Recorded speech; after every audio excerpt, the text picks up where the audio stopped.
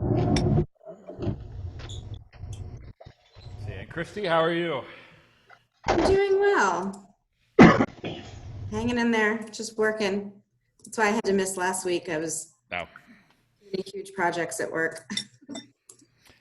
Look, everybody's like, I'm sorry I couldn't make it. No. Hold up a second. Y'all are doing me such a huge favor by doing this in the middle of the day, so I don't have to chew up one more evening. So it is this, I feel this need to perpetually apologize that here in the middle of the day we're dropping this conversation right in your lap. So no problem at all. And I get middle of the day doesn't accommodate everybody all the time. So no worries. All right, Robin, how are you? I'm doing good. I'm reading a book which seems to be dovetailing with especially last week's reading, but I need to review it a little more. I'm reading The Heartland. You heard of this book? Oh shoot, yeah, who wrote that? Sarah Smarsh. Yes, grew up on the Kansas farm. Pretty crazy. Some of these themes are coming through. I have tweeted back and forth with Sarah a couple of times. So I don't know her personally, but I'm at least aware of her professionally. Yeah, I hear that book's good. Yeah, she's about your age, I guess. Well, all the cool people are. Kidding. Wait a minute. Y'all know me better than that.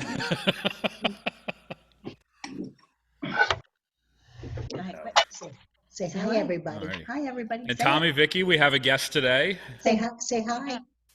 They're talking to you. Say hi. Hello. Good afternoon. Hi. What's your name? Yes, everyone. Loxley. Loxley, did I see a bunch of pictures of you playing in the flowers the other day? Yeah, I did. Yeah. Oh boy. Yeah. And how about with Sadie too? Yeah. She talks good. For those of you that don't know, that is my mom's great-granddaughter. And she just had her third birthday. Third birthday's the best. Yeah. All right, we're gonna go mute so she can go play. Okay, bye. Say bye. All right, bye, Loxley. Bye, Loxley. Say bye, everybody. Bye, Loxley. I can't see her online. I only have 9 squares or rectangles. All right, well, it's 12:03, and y'all know how I like to run over, so I'm going to do my best, I swear, to try to be done this one by 1 o'clock. But thank you again for joining in. It is week 4. So before we dive into this, just a point of business. With next week being Carroll County Fair around here, I'm not sure how available I will be at this time on Wednesday. So if we were to not meet next week and bump everything back 1 week, would that be tremendously disappointing and awful to anybody who is on the call today?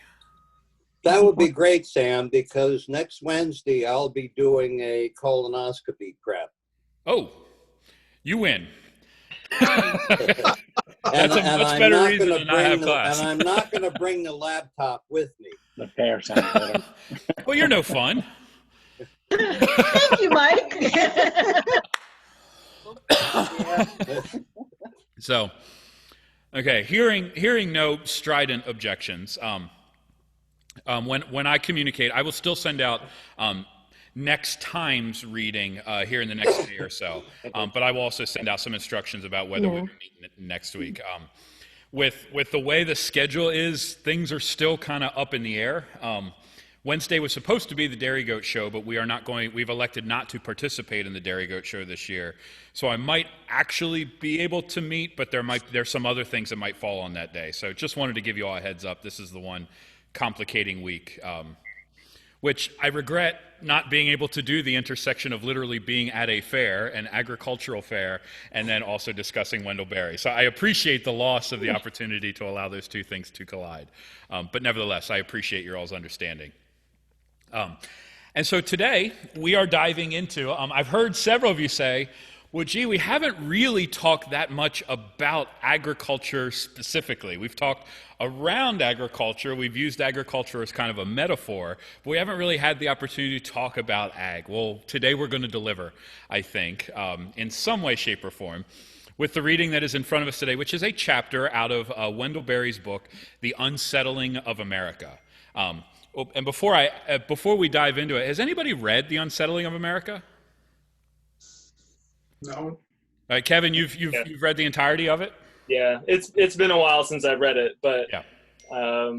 It was the first book of its kind that I had ever read. I don't come from a farming background, and I remember when I picked this book up, I don't even remember why I read it the first time, but it really did kind of blow my mind and sort of sent me on a whole course of thinking about this stuff. And so before we get going, it comes highly recommended by you?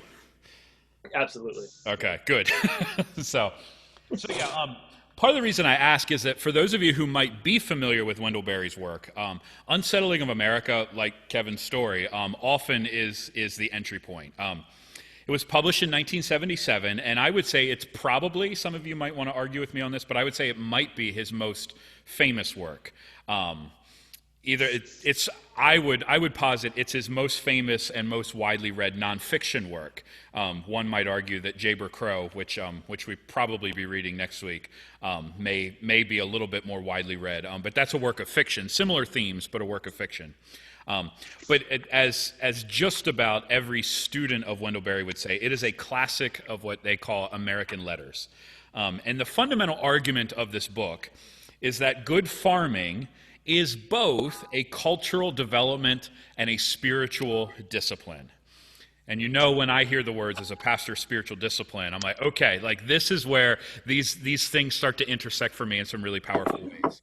And so what we have in front of us today is one of the chapters from this book. Again, it is all the chapters are highly recommended. I'm not even sure the chapter that we picked is necessarily the best chapter in the book. But the chapter that we selected does help move our conversation about thinking about not only Wendell Berry's work, but thinking about how we think about rural and farming realities in the context of faith. I think this chapter helps move some of our conversations forward. So to give you just a little quick background on the chapters that have led up to this, chapter 1 is entitled, appropriately, The Unsettling of America, and he reviews a little bit of the history about how we have settled, or what he might say, failed to settle or unsettled this land. And so it really is a look at the history of how white European settlers came here and how we approached that process of settling in what we called a new world, which was never a new world at all. It was always populated before we got here. And he says, and one of the arguments that he makes, and this is a different argument for a different time, unfortunately, but he says anything that seems to be settled and established ultimately becomes unsettled. And he writes, we become victims of an utterly ruthless, officially sanctioned and subsidized exploitation. And that is a theme that will then pervade the entirety of the book, which is why it's in chapter 1. Chapter 2 is entitled The Ecological Crisis as a Crisis of Character. And he talks about how specialization, division of labor, and division from our places, this fundamental thing we have to divide and to specialize and to space out the different parts of our life has created an ecological crisis, but it's really rooted in how we understand ourselves. It's an ecological crisis that is rooted in a crisis of character, how we understand who we are as humans. And we've been discussing that issue, and so you're going to want to pull on that knowledge for today. Chapter 3 is entitled The Ecological Crisis as a Crisis of Agriculture. And so he talks about the industrialization of agriculture, building upon many of the arguments that we discussed in when we read A Native Hill. And he talks and proposes this idea of kindly use of the land as a core principle of a more sustainable and ultimately healthier agriculture. And so with these things in mind, we finally land on this chapter 4, which is entitled The Agricultural Crisis as a Crisis of Culture. And that is our work for today. And I selected this chapter because while I believe that economic, social, and ecological conversations are critical, and we should have them, and they should be had within the context of faith communities. Faith communities should not be scared of ecological conversations, should not run away from economic conversations. I do think that as people of faith, we have not spent enough time actually thinking about culture, which is a real problem because communities of faith are so often the keepers of culture. There is a sense in which we remember the stories, we tell the stories, we help create culture that each and every person, whether we participate in the church or not, live into. And so I wanted to invite us to have that cultural conversation today. And so I want to think about agriculture from a cultural perspective. And so I wondered, before we dove into, and I'm going to show you an image here about how I think this plays out and how this chapter can move our conversation forward. I would love to, after I've reflected a little bit, to invite your reflection. Sort of, what did you make of the chapter? What parts stood out for you? Did you love it? Did you hate it? Just let's get the conversation going today. Where are you at with this chapter?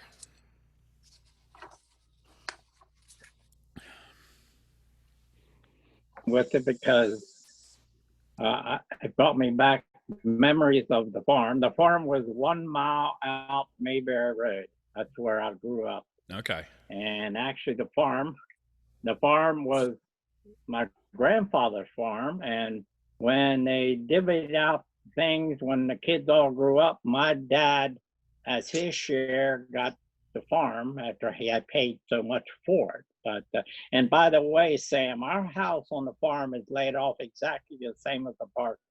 Before it was rebuilt. Oh, really? Yeah, before they were done, they were the same way. Yeah, Go before figure. the parsonage was Right, but redone. of course I was born in '43, and I remember things on the farm up until maybe 3 or 4 when we got rid of our horses and got our tractor. But we had a farm of 110 acres, which we farmed about 85 of it. The rest was woodland. And we farmed every usable space that we could. And we turned the crops over and we rotated the crops and fertilized and different things. And we had pigs and chickens and steers. And we had many days when if we weren't farming the crops, we were hauling out manure. So of course. So everybody's favorite I remember job. a lot of things as a kid. A lot of the things that we did were because our tractor we got was a John Deere that didn't have the wide wheels. They still had the tricycle type. And I mean, we plowed, we rolled, and did all that kind of stuff that nowadays the farmers have better equipment, faster equipment.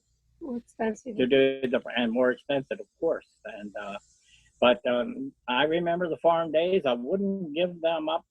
We were on the farm till '66. I was 22 when we come off. So would you say?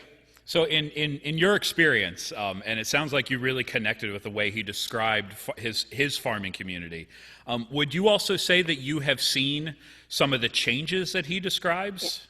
Yeah. Oh yeah. Oh yeah. Okay. Oh yeah. Okay. Very, very, very much so, because it got to the point where unless you had a lot of acreage and could afford the larger equipment, you just couldn't. Because we used to make some crops for the canning company too, in runs, A.W. Feeser.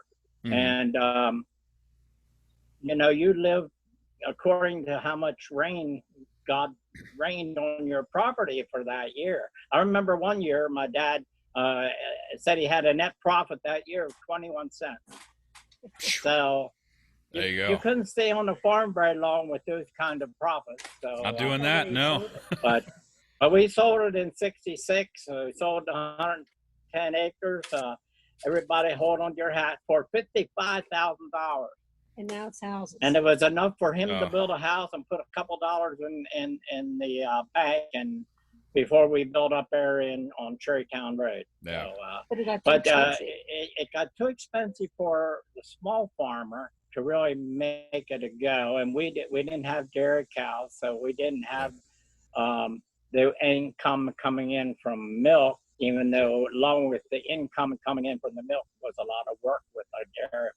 Yep. We raised beef. We did it the easier way, but You were one of the smart ones. when you got up in the morning, you got up with the chickens. You Yeah. got up with the chickens, and you went to bed with the chickens. So, and it was a long day. Farmers worked hard. And so I hear in your story that this whole idea, as Barry talks about, of get big or get out, seems to have played out around here in some way. Maybe not in the same way, but in some ways. Right. Other reflections on this chapter and just sort of how you received it. I had sort of mixed feelings about the whole thing. Just a little of my history. I grew up on a small dairy farm, and my in-laws actually still milk around 75 head, so that's considered small in this day and age. Very much so. Yeah. The thing that really struck me was that food is a cultural product. Culture is not a collection of relics or ornaments, but it's really that way of life. And just being a 4-H kid or a farm kid in general, you grow up with so much that you learn and you take away from the farm, just with work ethic, responsibility, and those things. But I also am kind of challenged too, because I work in the industry and I work with a lot of large scale farmers. And I think that the part in here, and I forget what page it is Wendell Berry talks about how the government kind of interjects. And I think that a lot of things or a lot of the blame is put on, just talking about large scale farmers, that they're the ones who want to do this. And I feel like, with that said, like, farmers are really adaptable people. So they're just adapting to a way of life, because we as a society have gotten faster. We've, want fast food, we want this, that, and the other. And I think instead of really focusing on the large scale farmers being someone who is producing a factory made product, I've stepped foot on a lot of these places, and they're really, really well managed. They really, really look at husbandry. All that stuff you see online is propaganda in my mind. That's just me coming from the ag perspective. Yeah. No, and I appreciate that. And that's part of what I want to do is get into those conversations, because we talk about people and we talk about motives without inviting those people to share those motives. And you'll appreciate this. A mutual acquaintance of ours, I'm sure, Jeff Meyer, said the exact same thing to me. He said, some of the large farmers that I know are some of the best farmers that I know. And so having that perspective as well, I think, is important. So thank you. And we invite your experience as someone, who lives in this world. Other reflections? Sam? Yes, sir. In line with what was just said, one of the things that occurred to me, and maybe I'm the fly in the ointment today, I don't know, but it seems ironic that, like all great books, this gives you a lot to think about. Whether it be this book or To Kill a Mockingbird or Animal Farm, or I'm a fan of a lot of the Ayn Rand books, but he's doing a lot of lamenting about the good old days. But we live in a society where the population of the world has exploded, and there is so much starvation in the world. It just seems ironic to be praising the small farm when, as you said, the big farms are the ones that are going to be tasked and have been tasked via the UN or different agencies with trying to do something about this global starvation. No, it's a point well taken, and it's worth, and you're starting to lean into some of the tension of this chapter. So I think that point is well taken, and I don't think there's a fly in the ointment. I think all of those questions are legitimate if we're going to take Barry and his words seriously. That doesn't mean we need to agree with them. It means we need to examine them carefully, and I think your words are well said. Any last thoughts before we dive in with some questions? I just wondered, and I thought more of this as you were reflecting, Andrea, as Wendell tries to show the interconnection and interdependence of culture and the way that society works. As I was reading it, I thought a little bit about our challenges in long-term care facilities, in that as we prioritize safety and protection, we've gone down a road that, and now in these COVID times, we're seeing the challenges of that, because we've created these communities that thought that they were driven by safety and protection, and it didn't allow for autonomy and some of those other things that were of benefit prior to kind of long-term care industrialization, I would argue. And I think similarly, Barry is suggesting that if your culture is guided by sanitation and protection, you sometimes end up going down paths that make it difficult for us to create, that makes everything more industrialized. Not that it's a bad thing, it just that that we are guided sometimes by these societal cultural principles that don't give us, they kind of snowball, and they don't give us time to reflect on ways that things are going, and how do we kind of evaluate ourselves for figuring out what are the good things in large farming, and what are the things that that need to be, that need to be checked. It's the same with long-term care facilities. What are the good things in long-term care facilities, and then how does that priority of safety make us not allow our elders to have autonomy as they age? Anyways, that's just a connection that I made, which may be dumb. No, it's great. It's great, and thank you. And that's really interesting. And so, this chapter really is about, and I want to share an image, just because as I was reading, I had a very ecological image come to mind, and I want to share this because I think this is really a turning point for us. Can you all see this sort of green picture that I posted? Yes. He talks, and we have talked, yes, and thank you, Dot. I'm sorry. Where we started was this idea in week 1 of industrialism, sort of as a philosophical concept. And one of the ways that Barry describes that is this constant division and specialization, things as machines designed to do a single thing really efficiently. But sometimes we then believe that the entirety of our life is very disintegrated. And we actually use this language. We say, my home life and my work life and my faith life and my prayer life, as if those things are not connected. But this ecological image of a group of trees really speaks to me, and I think this is what Barry's trying to do in this chapter, is that when we walk into a forest, what we see is individual tree here and individual tree here, but actually underneath of all this are some really deep connections.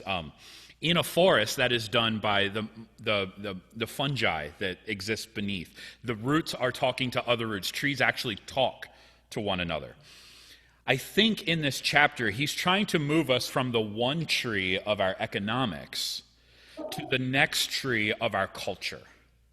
That actually these two things are deeply connected, But we've been worried about economics on one side and culture on another, but actually what he's saying is these are deeply connected. And so he wants to invite those of us as people of faith who are tasked with culture to consider economics as an expression of culture.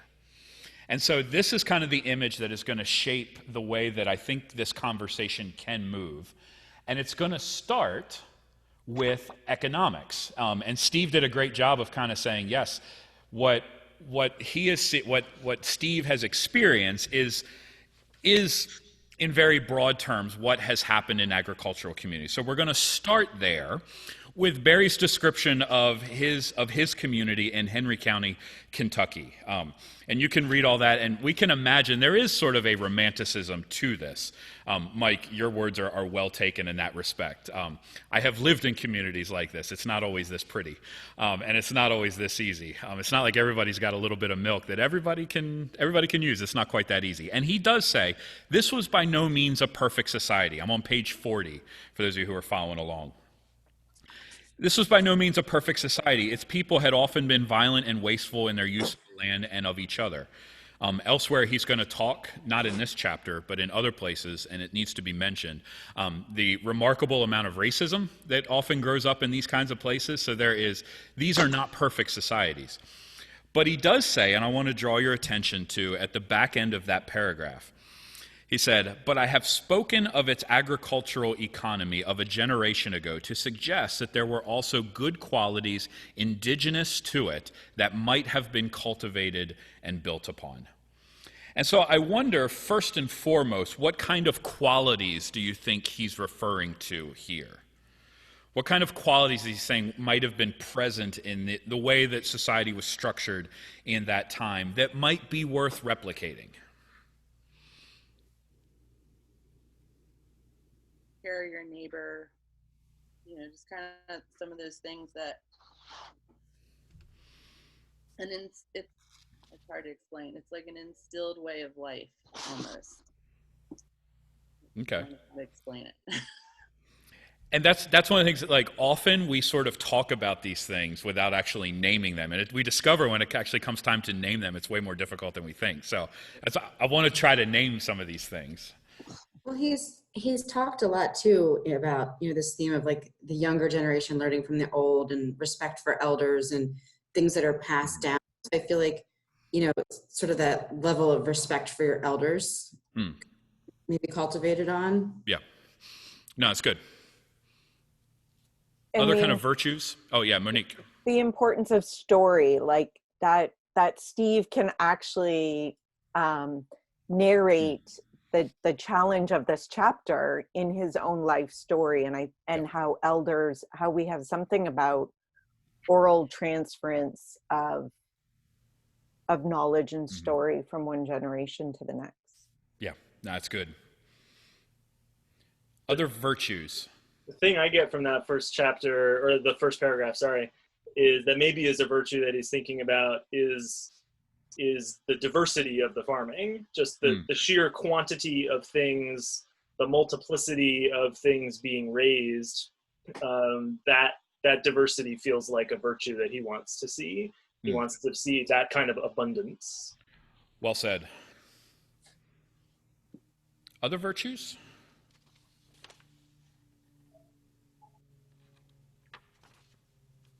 Okay. And I want to draw your attention and keep thinking about what those virtues might look like. And every one of you said something really important. But then he says that these good qualities or these virtues were indigenous. And that word screamed at me as I read through this again. And so I wonder, what do you make of that word? What does that word mean for you? And what might be some implications of him using that word? When you think indigenous, what do you think? Native cultures. Okay. Mm-hmm. Yes, I think so. And so playing on that for a second, what are the ramifications of what then, if we talk about indigenous peoples, what happened to them? We have to own some of our history here. Those farmers took the land away from them. Yeah. I think because he puts this in the same paragraph as this was by no means a perfect society. They've been violent and wasteful, okay? And the way that land was accumulated was violent and wasteful to a different kind of people. That doesn't mean that it doesn't mean there's a totality of evil about it, but that ultimately what was present there was colonized. That indigenous cultures were ultimately colonized by us. They were lifted up, moved out. We don't need to hash out that history. You are familiar with it, and if you're not, you need to go figure out that history. But I think what he's saying is that there are good qualities even there that are in the process of being colonized. And he talks later. He says that, and no, he doesn't say later. He actually talks about this in the first chapter. He says, this is what happens. You have a thing that is present, something else comes in and takes over and kicks out the good thing that was, establishes itself. Well, now that is the established thing, and something else then comes in and takes over that. This is exactly what happened in Appalachia. And I have West Virginia roots. Robin, I know that'll put a smile. We can talk about that. But the story of West Virginia and the story of the frontier is this: that there was this violent movement that moved west, but these people went, found land, set themselves down, created a culture that then became sort of the indigenous culture, if you will, and then we end up with mining and timber and all that kind of stuff coming in and disrupting that culture which had happened underneath of it. And so I think by using this word indigenous, he's doing this work of saying that everything that becomes indigenous ultimately seems to be colonized. And he's calling that out as this regular pattern of our culture that we continue to perpetuate. And it's not just farm cultures that have been colonized, that the culture in which we're a part of now ultimately will be colonized. As we establish a technological culture, that too is going to be colonized in some way. So he's saying we have to be aware of this. And so I wonder if that rings true for you, or if there's some pushback that you would like to have on this word indigenous and the process of colonization. I know that's a really big question. I'm a terrible question asker. I know that. Well, I was thinking about it, even like farmland in this area. I mean, farms are being broken up and sold for housing. You know, and That's many what of you're us saying. many of us are living on houses that probably were previously farmland. Yeah. You know, Yeah. as people move Yeah, out, well, you know, it's well, the way it's definitely happened. Yeah. And it continues to happen. Yeah, when we first moved up here, there was nothing but farms on 140. It was a On two-lane 140. road. Say Oh, that yeah. again. Nothing but farms on Nothing 140. but farms. There was a two-lane road. There was nothing from the time you turned on to 97 now out here Mm-hmm. that it was Which was just 140. farms. Yeah. It was farmland. And like Vicki said, I mean, so much of that is gone, and we have houses upon houses And upon businesses, houses. shopping centers, Businesses, malls. everything sure. on that highway. I remember going by the dairy farms there, you know, to go to high school. They were, Mhm. it was a big dairy farm along there that's, you know. Yeah. And that's just in our lifetime. I do think that he sort of wants to twist the colonization thing a little bit, because in the paragraph right after the one that you just pointed us to, he says, you know, that these qualities were not built upon is an error on the part of the people themselves. Yeah. And yes, it was encouraged by politicians and industrialists, but at least, you know, when I read this, I feel like he's saying we've colonized ourselves. It's not so much that we've been taken over by this force from outside, which is very much the case with the first colonization, Mm-hmm. you know, Very of much the so. native peoples. But now he's saying this colonization is even a different kind of colonization, because we've done it to ourselves. We gave up our virtues. We gave up the things that we could have handed down to the next generations, and instead we went out seeking after, you know, the shiny things. Yeah. Or Why? whatever. Why did we do that? Exactly. In your estimation. Why do I think, Kevin, or why do you in think? your estimation, yeah. Why? That's Survival. a big Survival. question. Many farmers I don't want gave to get them into trouble. because they couldn't make any money on the farm. But if they sell it to a developer, then they can have a few dollars and retire instead of being in poverty. Or And worse. is that sentiment legit? Is that sentiment legit? From a farmer's point of view, I can sell my farm and not live in poverty. Like, I can make more money and not be destitute. Is that a legit perspective from the person who owns that farm? It's my retirement. I've had this farm for generations, and I'm looking forward to a life when I can, hang up my boots or whatever it is you do when you're a farmer, and I don't have to work so hard, and this is my nest egg, and so if I sell it, I make a bunch of money. Also, if I hand it down to my children, guess what? They don't really want it because it's too hard. Yeah, too hard to work. Not enough money to be made of it. They don't want it. So what else am I going to do with it? Mm-hmm. Yeah, that's covered exactly. I think right at the top of page 41. Yep. It says few of the farmer's children will be able to afford to stay on the farm. Perhaps even fewer will wish to do so, for it will cost too much, require too much work and worry, and it's hardly a fashionable ambition. So now we can insert that. I don't know how many of you have seen it, but what's the movie, Sam? The Mike Rowe film, Future. This is taken right out of there. Future Farmers for America. What is it? Yes. Okay. Yeah. I'm sure which one. Yeah. Farmers for America. Yeah, I was seeing themes of that right here, and what you're saying, Mike, is that the same thing. The kids can't afford it. They don't want it. They're going to move on. The other book that I was talking about, the memoir by the young lady who grew up in Kansas, I think she moved off the farm, out of the farm community because it was not the life for her. Yeah. She couldn't, it was a life of poverty. Yeah. Anyway. No, and it's well said. And I guess what I'm getting at is that when somebody says to me, I can live a better life by selling my farm, I get that and I hear that.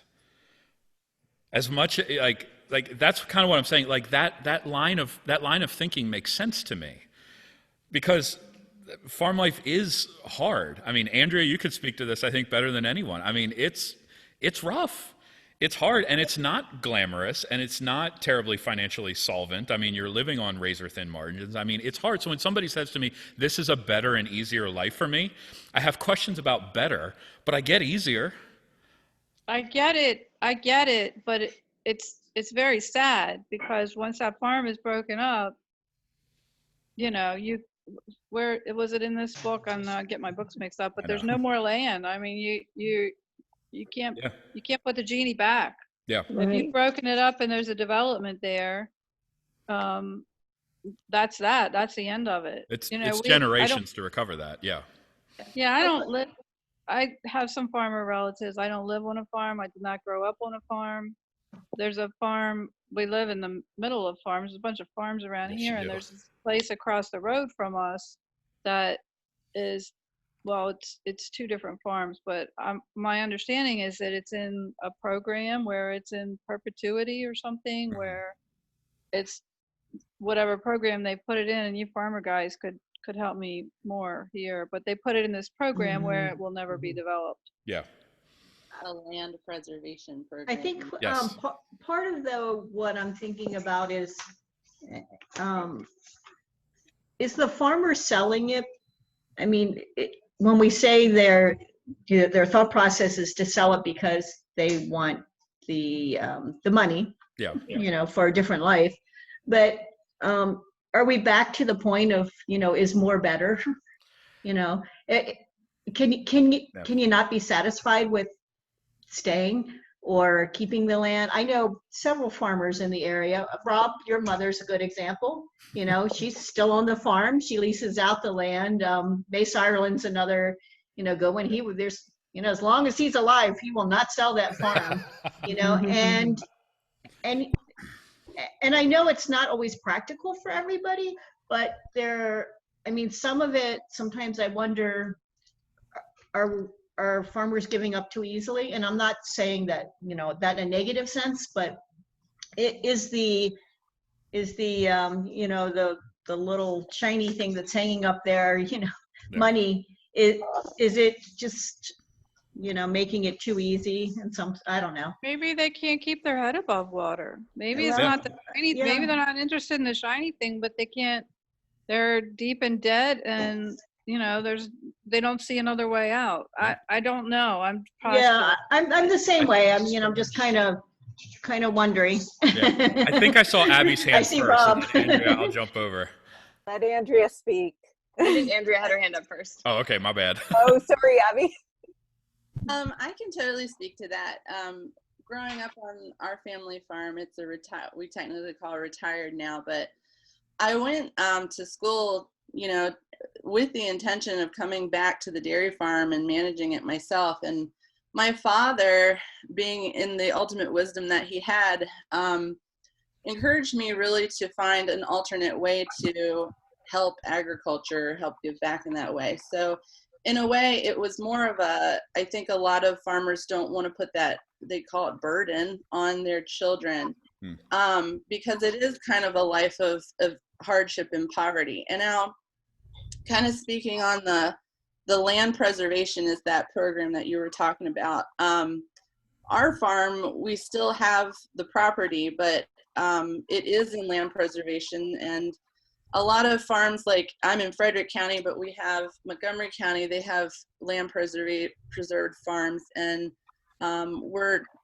actually renting out to a larger scale farmer for the land use. So we've been very fortunate to be able to like stay on our own property with that. You have to think about too, like with a lot of land, there comes a lot of property tax and a lot of maintenance. Yeah. You can't really, you know. Frederick County, yeah. Yeah, and so a lot of farmers are, I think, it's not really it's like you said, it's so ingrained, they don't want to necessarily give up the farm. Like if you think about multiple farmers coming down a chain, and like say my dad is the one who sold the farm, he's like that weak link in our minds.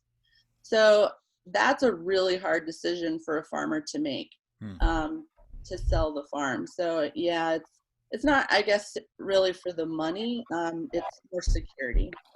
Yeah, and that's, oh, and Abby, I'm going to let you jump in next. I think it kind of dovetails a little bit, but like, I feel like, again, we're put in this position where we're like overlaying something, like romanticizing this decision, when it's really a decision that I think all of us make at any given time in our life. Like the decision for my husband to move away from Westminster because there wasn't anything that he could do for his job there, in what he had studied. Like all of us, I think, whatever position we're in a family or in our life, like I think there's this like part of us that believes that the choices that we're making are actually for the better for our family or whatever. And I think like as a country and as a people, like no matter what faith you practice, like right now, I think we're waking up to this. I think Wendell said it best kind of at the end. He said that the definitive relationships in the universe are not competitive, but interdependent. And I think the pandemic and other things are causing us to realize how actually interconnected we are. And so maybe that changes our decision-making in the future. Maybe it doesn't, but I think that speaks to what you were saying, Andrea, was like the links and people's decisions, and we affect each other's decisions. But that human decision to do something that you think that you truly believe in your heart would be better, like I get that's a human thing. That's like, that I think is often we place as this like ultra value in agriculture. Yeah, and also the connectedness with the land, I think, is another piece of it. Now that you all are saying these things, and I'm reflecting on, there are relatives in my family that have farms that have had them for many, many generations, and I'm thinking what would happen if they were to like sell that land, and some of them are getting old, and the children have gone into other area, other things, other careers. And for me or my husband, if we move to another area, that's one thing. But when you're talking about being connected to the land and you've been farming this and your grandfather farmed it, your great grandfather farmed it, like I'm not even connected to these people, but I would be heartbroken if they were to sell that land. They're all connected to it. Even the ones that are seeking other careers, they're still connected to that farm and that land. It's interesting. Yeah. I think it's interesting though that, I mean, I kind of don't want to go after Abby because that was just such a really poignant and well. I know, I don't either. Statement, but yeah.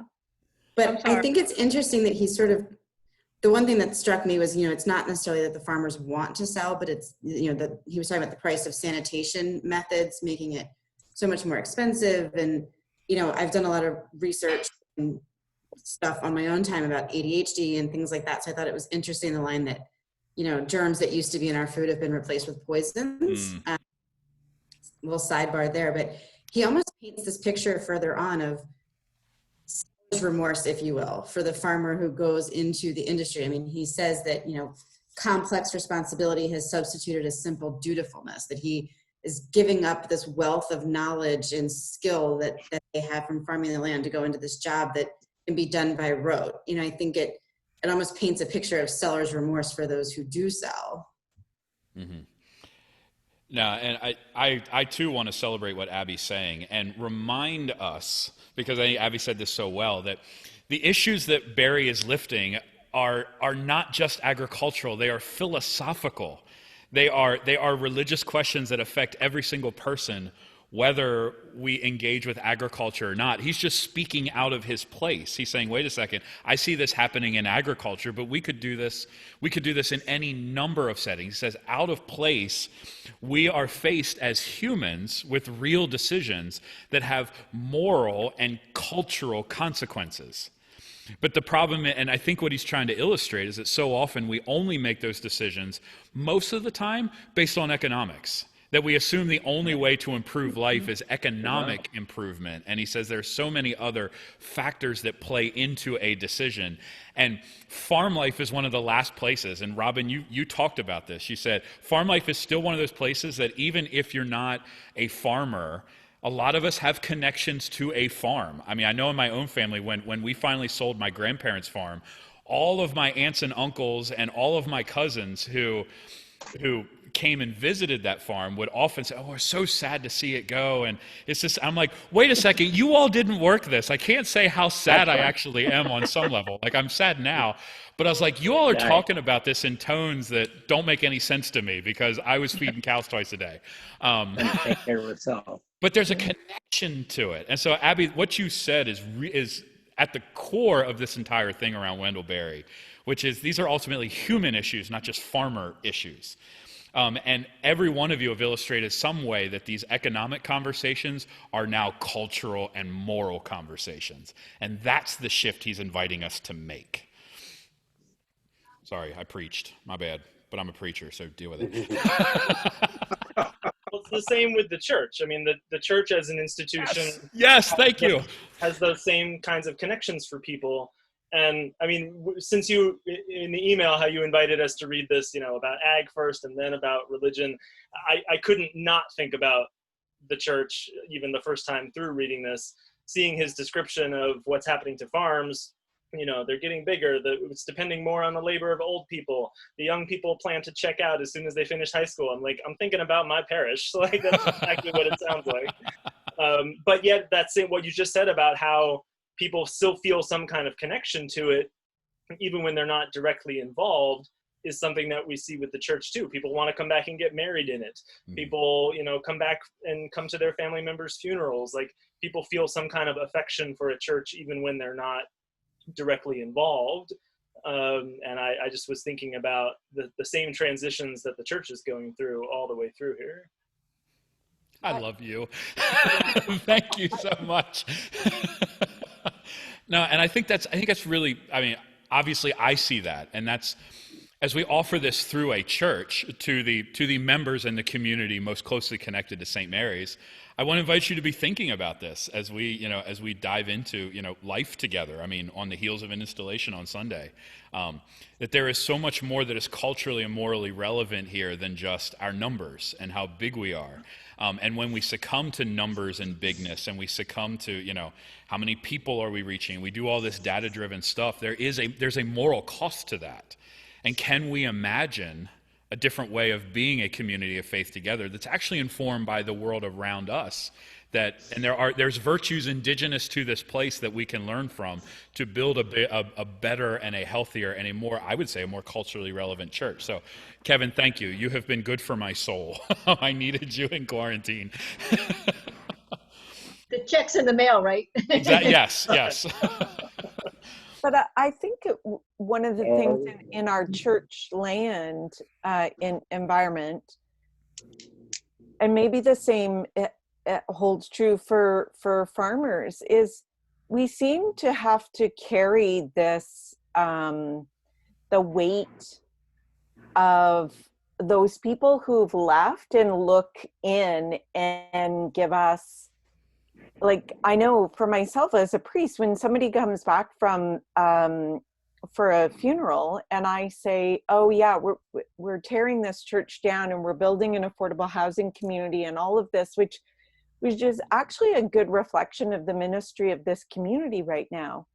But when they say that it hurts them that is happening, even though I've not seen them for 50 years or the church hasn't seen them for 50 years, it hurts. Mm-hmm. Like, I hold some kind of responsibility for that person's emotional loss. And I almost feel like that's placed on farmers as well. Like, why can't they choose to sell their land? They want the same things that seem to be easy for me as a person who flips a house or something. Not that I flip a house, but and yet it's like sometimes society asks farmers and asks churches to hold on to a romantic time gone by that they want to bring back, and it's just an interesting challenge, I guess. Yeah. How do we balance that? Yeah. So as we try to land, I'm going to try to land this plane right around 1:00, and I'm feeling good about my opportunity to do so. I wanted to read you a quote from Unsettling of America, but it's in a different chapter. It comes out of chapter 6, entitled "The Use of Energy," and this might be if I could pick another chapter out of this would be the one that I would read. But he writes this. He says, "The word agriculture does not mean agri-science, much less agribusiness. It means cultivation of land. And cultivation is at the root of the sense both of culture and cult. The idea of tillage and worship are thus joined in culture. And these words all come from an Indo-European root, meaning both to revolve and to dwell. To live, to survive on the earth, to care for soil, and to worship are all bound at the root to the idea of a cycle." He's saying that agriculture can and should, and I would say therefore rural people, farming people, people with this memory of and sense of connection to land, aren't just in the business of agri-science, although agri-science has a place, and we're not in the business of agribusiness, although agribusiness has a place. Like, we can't have farmers if it's not economically viable. We have needs. We have to take care of it. But we have to preserve, and he's saying we have to think carefully about how we actually do agriculture, which means a culture that emerges, a culture that is healthy, a culture where everything has a place and is, as Abby illustrated, he's always talking about this interconnectedness that emphasizes and builds an interconnectedness. And he says that actually, and this word culture means a shared kind of reality. It also means cult, which is just another way of saying worship. St. Mary's folks, I hate to tell you, we have a cult. It just doesn't happen to be a weird one. That everyone who participates in a religious community participates in cult, has practices that create meaning. So we all are cult-ish in that, and that is connected to culture. And so the way we practice agriculture is actually deeply connected to the way that we worship, which means that as people of worship, we should be concerned about agriculture. It should go back the other way. What kind of culture are we creating, and are we living into, and how do our decisions move culture forward? And he says back in the chapter, and it's underlined here somewhere, I can't remember which page, maybe you all know, but Andrea already referenced it. I wanted to come back to it. A culture is not a collection of relics or ornaments, but a practical necessity. And its corruption invokes calamity. It's on page 43 here. A healthy culture is a communal order of memory, insight, value, work, conviviality, reverence, and aspiration. It reveals the human necessities and human limits. It clarifies our inescapable bonds to the earth and to each other. And we have seen that. Steve spoke to that. As we opened up, he said, I remember when that used to be true. Not perfect, and not to romanticize, but there's a sense in which we do remember ways that has happened. And Andrea illustrated ways that it still happens, but sometimes we don't give it the proper value and weight that we ought to. And so I wonder, as you reflect on this idea of culture, not as a collection of relics or ornaments, I wonder what we, as people of faith, what some of our responsibilities might be going forward. What does this call us to as people of faith who are responsible and who have thoughts about what culture might be and what it might, and how we might criticize the culture we find ourselves in and how we might elevate the culture we find ourselves in? I know, another big question. I've got to get better at this.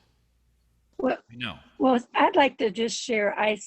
Sure. This week this past week, I saw the end of a TV show that I wish I'd seen the whole thing, which was talking about the culture of the small farm and how the small farm is getting bigger and bigger. And there are still families who want to keep it in the family and keep that connection. And it went right along with what Barry was talking about. So I found that the connections. So when I reread this the second time to Steve, I even found more connection to that. And I think it was called United Shades of America. And the host goes into different aspects of America, and it was on farming. And he interviewed a lot of farmers, and it was just interesting with the background I have of farming and with Steve's background, and then reading this article and then hearing various farmers be interviewed about how they see it trying to keep up with the changes and with the bigger equipment and keeping with things. Some choose to stay in it, some choose to leave. But something that was very troubling to me, and I guess this is true, it was sort of troubling because it was brought up then that some of this can be easily overtaken by bigger conglomerates that don't have our best interest at heart. And where are we going to find ourselves? And I like what Andrea was saying, that there are good people that are in the big, the big aspect of the farm. But there's where the question is quality versus quantity, or dedication versus just big. I don't know. But it's sort of all fit together. It made me think. Thank you. And that we didn't even touch on that quality versus quantity. Like, that argument that he weaves together, I think, is really important. I'd encourage you to go back and read that. But yeah, you're right. Like, we are, there is a responsibility to be keepers of culture. And what does that look like? And sometimes our stumbling means we haven't thought enough about what that looks like in our own particular places. Other reflections as we bring this to a close? Well, part of that culture is also recognizing that death is part of that cycle. Yeah. And I'm still thinking, Monique, about your point about sort of the changing of that ministry and, you know, tearing down the church and putting something else in its place as being an expression of that community's ministry, and that's a productive kind of death. That's a death with some kind of resurrection. And it seems to me like, as Christians, you know, sort of the core, the heart of it all is finding resurrection in death. And there are better and worse ways to die. And so I would say that sort of the same thing is true of the size question, the industrialism question, that there are better and worse ways to get big in terms of farming. There, you can have that quality even if you also have size. There are ways to adapt to that culture changing and not be colonized, and that is a line that it feels to me kind of hard to see in Barry sometimes. That it's kind of, I feel like he's kind of all or nothing. Yeah, It's either, I agree. all the old school small thing, or it's industrial takeover. And I mean, a lot of people have pointed out ways in which it is not that simple. And that sometimes you have to let things go. You have to let aspects of the culture die in order to have something else be resurrected. Well said. I also wonder, Sam, as you say, we're called to be the preserver of culture. And I do think we are called, I'm talking about in church land, but how do we find the balance between being the preserver of culture and allowing culture to be transformative and be transformed through the natural cycles that he refers to? Like, I feel like we're always holding on to Easter Sunday, and none of us really want to come on Good Friday. Like, we will preserve Easter Sunday without remembering that to get there, we have to go through the Good Friday moments. Yeah. No, I would agree, and maybe I would reclassify that as keepers of culture, and I think that also that opens up a space where I think communities of faith should be the places where we ask difficult questions about our culture, and that often does mean criticizing and prophetically calling out parts of our culture that are no longer important. Like, this is the race moment that we find ourselves in. Like, will the church be a keeper of culture by calling out the race that is indelibly a part of our culture? And some of us are willing to do that. Some of us are not willing to do that. So keeper in terms of being a good farmer, being adaptable, as Andrea said, and saying, wait a second, there is a more and better way to do this. So letting some things die so that other things may grow, which is what Kevin said. So preserver, it does sound a touch conservative than maybe a touch more conservative than I intended to be. It's not simply preserving stuff that's old. It's saying, how do we move our culture forward? And also, if we're going to be critical of culture, we have to recognize that we have to look at ourselves too. We have perpetuated our culture. Yeah, exactly. We're part of it. Barry would say we're part of it. And that's why I think this colonizing thing is so important, because we exist. The society exists because we have practiced colonization over and over and over again. And until we question it, we will also practice colonization in ways that is destructive if we are not aware of that. And so, I totally agree. The church has to look inside as well, and has to invite its culture, wherever it finds itself, to look inside also. Loxley. All right, anything else? I think from our church's perspective too, it's not only what has the church meant to the community, but what does the church need to do for the community moving forward. Yes. So, I mean, we have been a church for the community in the past, but the community has changed. What does community mean, and how can we move forward in evolving really to helping the community and making the community part of the church and us part of the community. Yeah, and my last word on this, I think, is just as a unique call to the church. I think you're right. But just as we showed that initial picture of the trees connected by this fungi, the mycorrhizome that exists in a forest soil, we are used to thinking sort of spiritually, and what does church mean and all that kind of stuff. Well, part of keeping and challenging and adapting to our culture is saying there are some conversations that maybe we've been unwilling to have that we need to start having. So does the church have some conversation around what farmland looks like? Do we have conversations around what the economics of our neighbors look like? Do we have conversations about what poverty looks like?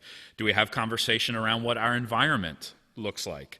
And Barry is going to point us, and I'm going to come as close as I care to on this. Barry says, hey, there is some sense in which our government entities, not as the big bad government, but the policies that we agree upon as society impacts us. And so does the church need to contribute to those conversations, saying, wait a second, how shall we be as a community? Again, not to dive into politics, but there is a political component to culture which we are tasked with.